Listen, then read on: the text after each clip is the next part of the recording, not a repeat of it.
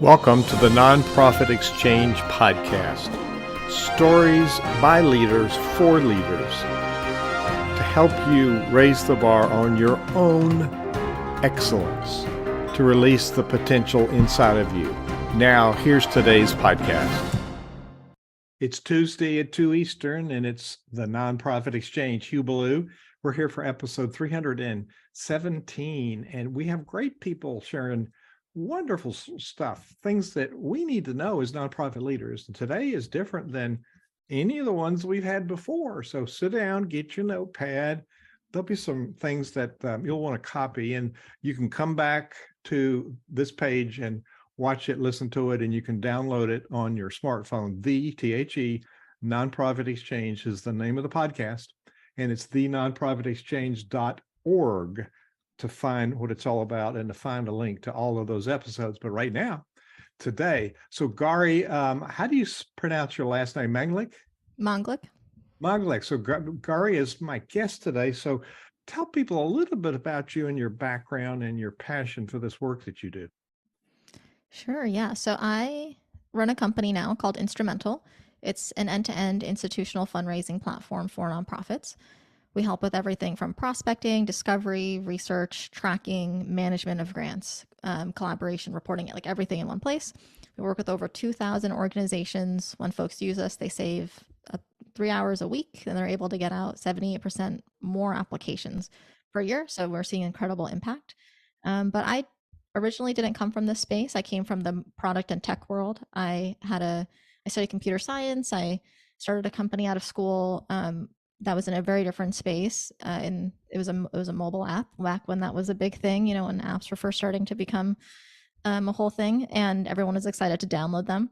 Not so much anymore, but I started a company out of school. We worked on it for a couple of years. We were acquired by Airbnb, and so I worked at Airbnb as a product manager. And then I got connected to my co-founders who were from the space. They had both worked in philanthropy, they had both worked in academia, and they had seen the problems of grant seekers and thought that the tools that were out there were really insufficient. And so I joined them as the product and tech person to help bring their ideas to life. And really what was motivating to me was this idea that I could see, I was working with like the best product and design talent at Airbnb, and I could really see all the great experiences we were able to build.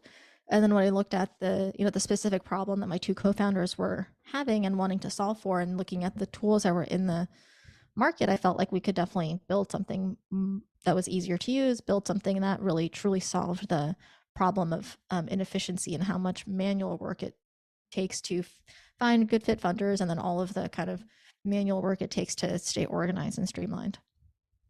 That's a bunch of stuff. And it's really important because we know there's grant money. The CenterVision is a 501c3. We support others. And so we really haven't done grants yet, but it's certainly on the radar. Capacity building is what we do, and that's what's needed in the industry. Actually, it's what's needed so the grant funders know that there's proper use of their money. So how big are the pockets? How big is the grant money? Is there a lot of money available? I understand it's very competitive and they're all tapped out, but is that true? So actually, foundation giving has been increasing every single year since 2013. And in 2020, there was like the highest ever amount of grants given, and also net new, like unique nonprofits that were receiving grants. And it seems like there's been like a slight trend downwards in terms of individual giving and retention of individual donors. And so grants are playing an even more important role when, as nonprofits are thinking to diversify their fundraising strategy and their fundraising channels. Not everyone and not every organization, like right off the bat, like I think needs to apply for grants, and we can certainly talk about that, but I think it's definitely something to consider if you are what we would call grant ready. So for somebody to use your platform, what kind of status do they need to have? They're a startup, they need to be seasoned. What kind of preparation does a nonprofit need to take available, take advantage? Sorry, wrong word of your. Sounds like a great tool you've got. What do we need to do to be ready for using your tool? Sure. Yeah. I mean, so there's the I would say like kind of the basics that I'm sure you tell folks about. Make sure you're incorporated, make sure you have a clear mission, make sure you have a board that's invested. um, I think that the kind of going beyond that, the most important thing to remember, and it's always helpful to think from the funder's perspective so you can really empathize with them and use that to inform your strategy, is that institutional funders, grant funders, tend to be more risk averse because they tend to give out larger sums of money. This is like a professional organization trying to give out money versus like me giving out money, so they have more a process. And because of that, they have a higher bar. They're going to ask you to clear a higher bar in terms of demonstrating a track record of some sort of success. It doesn't need to be 10 years of operating at a huge budget. Obviously that would be then impossible for any organization to ever get their first grant, but some sort of way that you can show the funder that if they fund you for this program, that you can point to some sort of history in the past of some sort of minimum viable program where you can show that you are going to be a good steward of that money and like demonstrate impact. So it's not a good idea for somebody just starting up to apply for grants, or are there planning grants available? There are certainly startup grants available, and that could be something to consider. But I would say that's kind of more on a ad hoc basis versus something that I would consider to be like your core strategy when you're getting started out. I typically recommend folks starting out with some sort of layer of like individual funding, individual donors, whether that be through like events or through other sorts of campaigns, with the idea being to get to some sort of place where you can demonstrate the success of a program in some sort of small way, and demonstrate to your donors and to your future funders that your organization has the capacity to like implement these programs. um, and then once you have that, then going after grants as like kind of the next layer of complexity, the next layer, I think makes a lot of sense. But even with those grants, when you start to go after that, it's helpful to break that down. So it's not just you're going after all grants. When you're just getting started, winning your first grant is of course the most challenging, and then it becomes like a like a flywheel or like an avalanche. It becomes easier and easier to win your 10th grant is going to be easier to win than your second grant. And so you want to start off with the easier grants, and so that will typically be like smaller local grants, where you can like demonstrate that ability to win that grant, to showcase good success with that grant, and then continue on with that flywheel. So what are some of the challenges that nonprofits have when it comes to their overall grant strategy? Yeah, I think the biggest one is around being grant ready. I see a lot of folks that will kind of really try to scale the program before demonstrating kind of a proven flywheel with their program. And so that would be the kind of the most important thing to get right in terms of a challenge that I see folks having. I think that the other is it's twofold. One is like then prioritizing funders, actually discovering and prioritizing funders holistically. So making sure that you have a good understanding of the landscape of funders and opportunities that are out there and a system for prioritizing them. Oftentimes I see folks that will be maybe a bit too excited when, especially in the beginning, and then over time you start to become a bit more skeptical, right? You're really looking for a high bar to clear to understand if this, to feel like this funder is going to be a good use of your time. You're going to want to make sure there's like very clear mission alignment, that you're able to see that this funder gives to organizations that are similar to yours, and feel like there's a true fit before deciding to spend your time there. Yeah, because we the title for this show is how to find the best fit grant funders, more of them that fit. So talk more about the fit for grant funding, because we think something's important doesn't mean we can apply to every grant maker because they have specific goals, right? How do we check for alignment? Sure. Yeah, there's two buckets at a high level that I talk about. So one of them is their explicit preferences. So what do they literally say on their website? What do they say are their preferences? What do they say are their eligibility criteria? Who do they say they're funding? And that's really important. You have to make sure that, from an explicit perspective, you check all the boxes. That tends to be a bit more straightforward, but does you do get better at it over time, where you can start to like read between the lines, and as you um, get more practice at that. But then the other component is the funder's implicit preferences. So it's the stuff that maybe they don't know how to state explicitly or don't want to state explicitly, which is usually more common and easily available to find with private funders, because they need to report on their 990 tax filings each year who they have funded in the past, which when mined properly and kind of aggregated properly, can give you a gold mine of information about the funder's implicit preferences. So here you can find things like, the whole list of organizations they funded in the past. And so you can look to those specific organizations and see, like, are you similar to them in terms of mission, in terms of the geography, in terms of like the purpose that this grant was for. If you're only looking for capital grants and this funder never funds capital grants, that's something you might be able to see on their 990 data. The other thing you can see are like trends if you use tools like Instrumental that kind of aggregate it. So you can see, like, on average, what is the median grant size for your category of nonprofit. And that will give you a sense of like how aligned this funder is. And then one of the most important things is, how open is this funder to new grantees versus repeat grantees?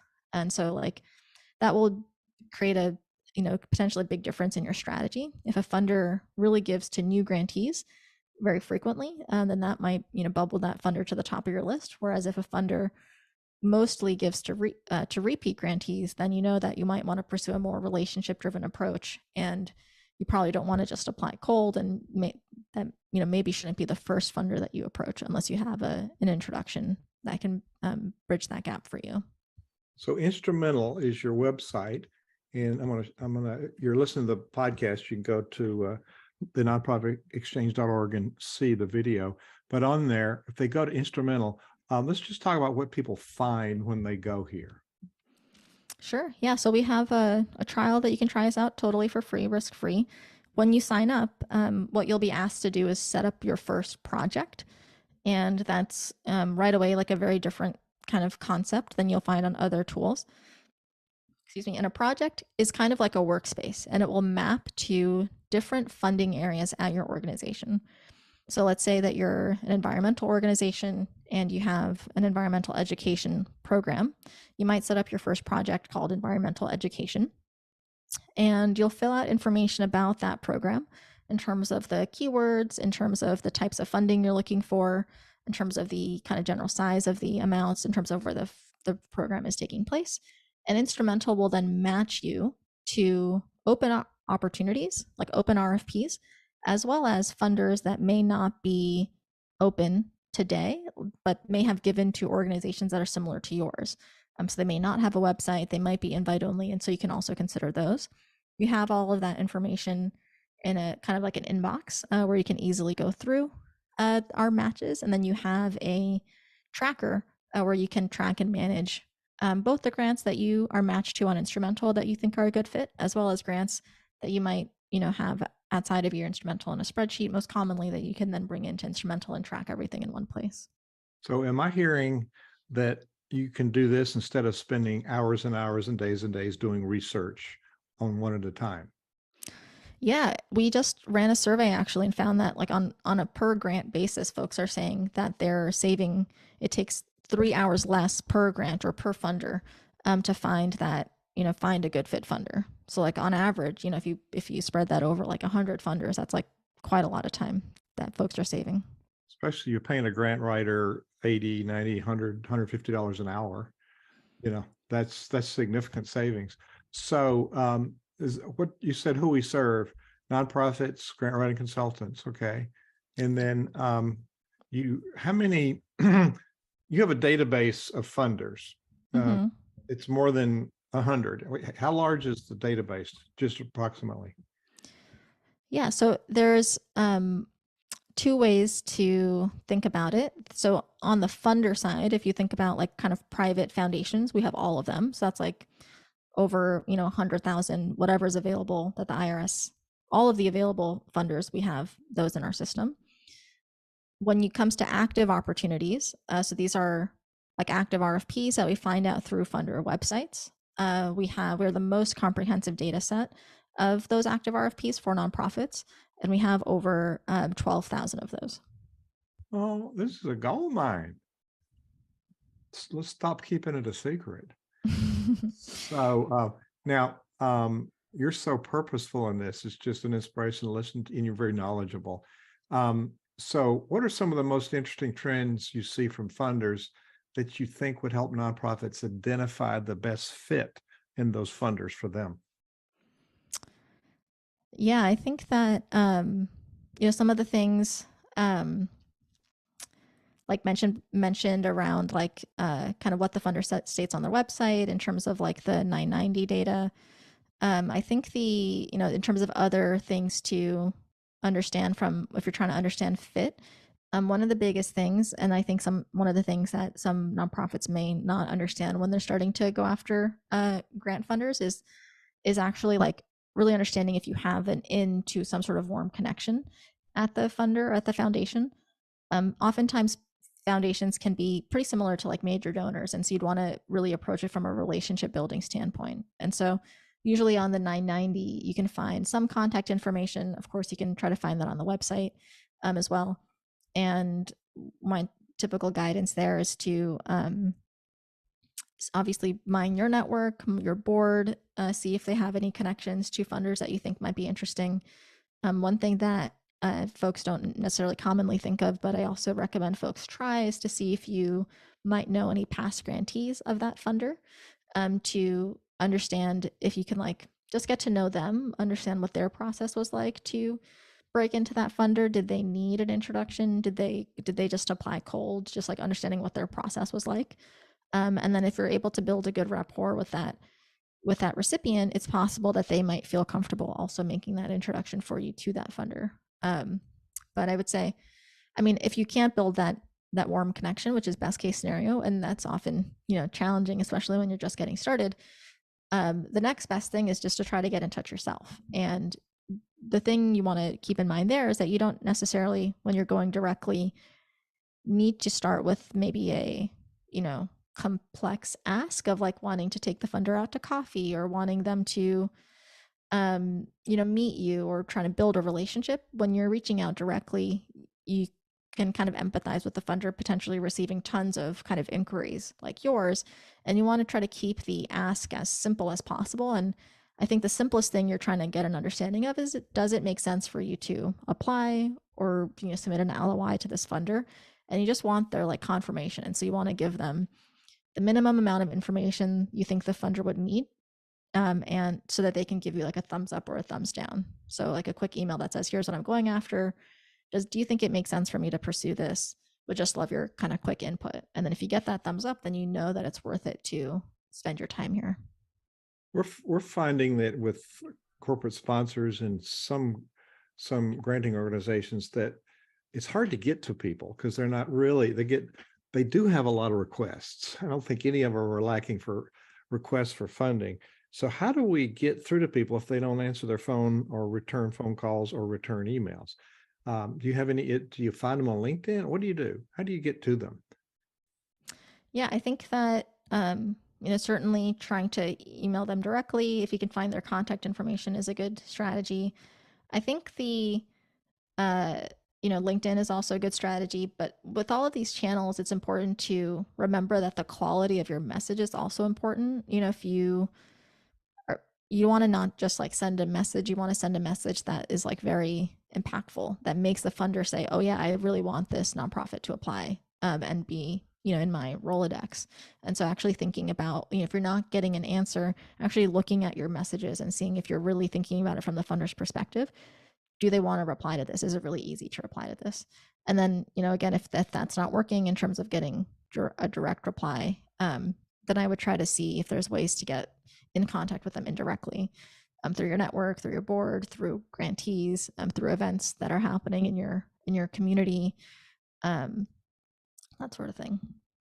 So I was working with an organization, it was an educational organization that actually connected with a private foundation that had funded them before and had a verbal okay to present a project, which was an out of the education, a group that was going to be for collaboration and for the area nonprofits. but they were turned down. It was in the 70,000 range. They were turned down, even though the funder said it was a good plan that they would support. They were turned down because the requesting organization did not invest any into the project. So is there having skin in the game, having built the infrastructure, creating the system, what kind of investment do we need to have for the funder to treat it seriously? That's a great question. Um, I mean, if you think about it from the funder's perspective, like $70,000 is a big amount, and I think what they're looking for is to try to mitigate risk as much as possible. So having some investment on your end, or some sort of way that you've been able to demonstrate success with that type of project, or even that project in the past, is going to be very helpful. I think that, in terms of other ways that you might demonstrate your investment is, and we were talking about this earlier, is actually collaborating with partners, and actually going out and finding those partners and having those partners also have a stake in supporting you. So let's just do some, for instance, I don't think most nonprofits understand what collaboration is. It's not that they did a golf tournament together. That's just an event. Cooperation is a cooperative event, but collaboration means creating and implementing programs together. And it doesn't necessarily mean only nonprofit to nonprofit, because nonprofit could collaborate with business and government and education, churches. So there are multiple kinds of collaboration. So talk about what collaboration needs to look like, and then how does that look to the funder? You talked about explicit and implicit. So is that an explicit piece, or is it both? I think that as much as it can be made explicit, the better. And I think that, again, this is kind of a tool that I have mentioned a couple of times, but I think is really helpful, is, like, again, if you think about like what the funder cares about, and you think about from the funder's perspective, they care about mitigating risk from their end. They care about maximizing their impact. One of the things that we hear funders say all the time is that they get so many applications, they wish they could fund them all, but they just can't. And so from their perspective, if they can be in a situation where they feel like they're funding multiple organizations kind of in one go, that can feel like a bigger win for the funder, and you can stand out from the rest of the pack by being able to work with multiple partners. And I think the way that I would think about collaborating is in the additional kind of impact that you'd be able to have with that program. So, if you're going to be able to collaborate with another organization and actually be able to demonstrate that you can do more than you were able to do alone, that's directionally like where I would encourage folks to go. So you mentioned impact. So we tend to talk about activity, and it's very different than the results, which would be the impact of the grant maker. Well, it's the return on their investment, which is the impact of the work, correct? Yep. Mm-hmm. So it's any tips on thinking about, we haven't done it yet, but we know what's going to happen, or we project what's going to happen. And that's what the funder wants to see, is the impact of their funds, right? Yeah, exactly. And I think that's why a lot of grant applications will have kind of an evaluation plan, and a sustainability plan, but certainly that evaluation plan to like actually make sure that you're thinking about how you're going to be measuring the success of that program, and like that is an especially important part of that proposal. So your software helps people find, and do you apply through the software, or do you apply separately? Is it done in the software, or do we go on their website and fill it out there? Yeah, you don't apply on Instrumental today, but we have a link kind of directly to the portal typically, or the place on the funder's website where they have directions on how to apply, and you'll apply there. So are there any secrets, that you talked about, the implicit and explicit? So sometimes nonprofits are turned down for grants and they don't really know why. Do you have any tips on trying to figure out why the person didn't get the grant? Yeah, and I think that's a really important part of the process that that nonprofits will sometimes overlook.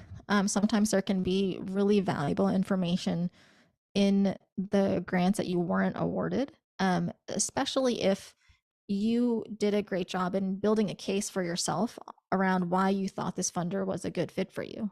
And if you find that, you weren't awarded that, it's worth it to try to get that feedback from the funder to understand why and build that into your process. That kind of feedback loop is really important. And in terms of how to get that information from the funder, I mean, obviously you can try to reach out, ask the funder for information. I think that's step one. Sometimes people don't do that, even though it sounds, quite obvious, but that's definitely something that I would try.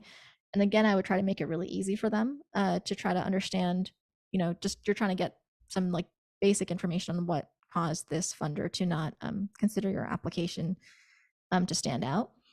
And then if you're not able to get in touch with that funder, I might try to find a grant consultant who has worked in that space for some time and have them review your proposal and review that, that match that you thought was a good match and give you their take on, what caused that proposal to not stand out.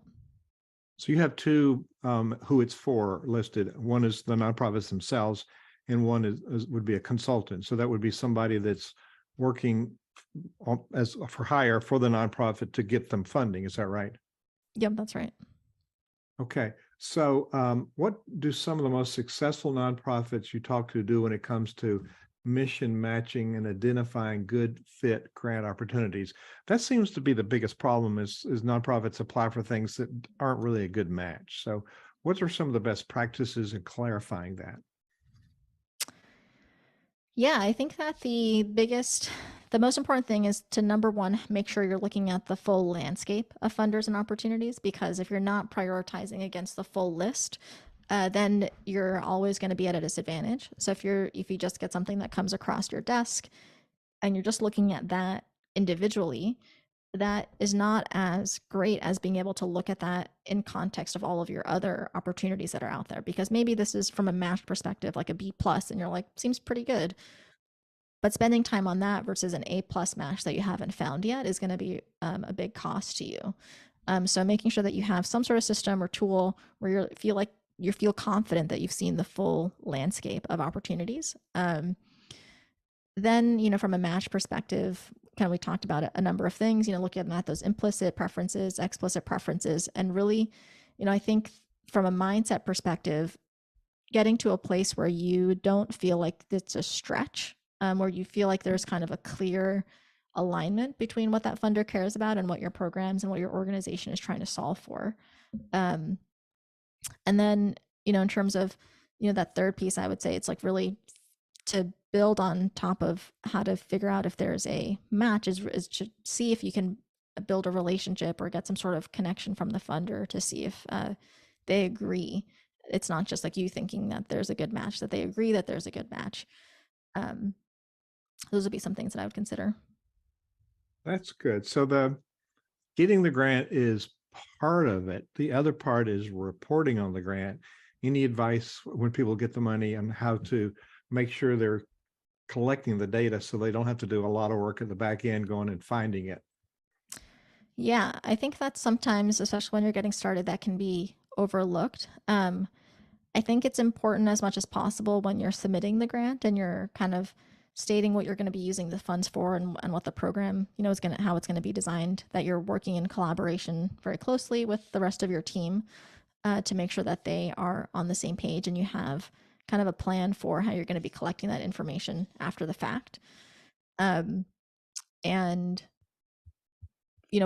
at the beginning, when you just have like one or two grants that you're winning and you're needing to send reports out, it hopefully won't be as challenging to remember those reporting deadlines and to stay on top of that. But as that portfolio grows, which hopefully it does, then it makes sense to kind of like invest in some sort of way to make sure that you're able to stay on top of those reporting deadlines and all of the tasks that your team need to stay on top of, so that you as the grants person or as like the relationship manager with that funder can make sure that you're getting the information you need in a timely way, so you can like create those reports and deliverables back to the funder in a timely way. That's so important. So you should really think about writing in some administrative costs to your grant. Yes, yeah, typically. Yeah. So this has been so helpful, and you're just on top of this. This is really, really so informative. Any final thoughts you'd like to share with people before we end this really great interview? Sure. Yeah, I would say that, if you're just getting started with grants, you can, the number one thing to do is just make sure you're grant ready. There's a number of kind of resources out there if you kind of Google that, and that's a good place to get started. And then I would also say that you'll often hear this kind of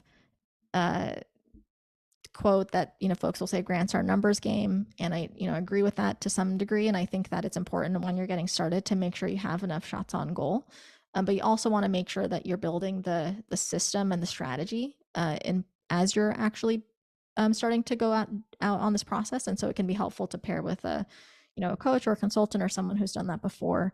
And on our blog, instrumental.com/blog, you'll find a ton of webinars and free content that will also help to give you advice and information on how to really build that system so that you can be successful with grants.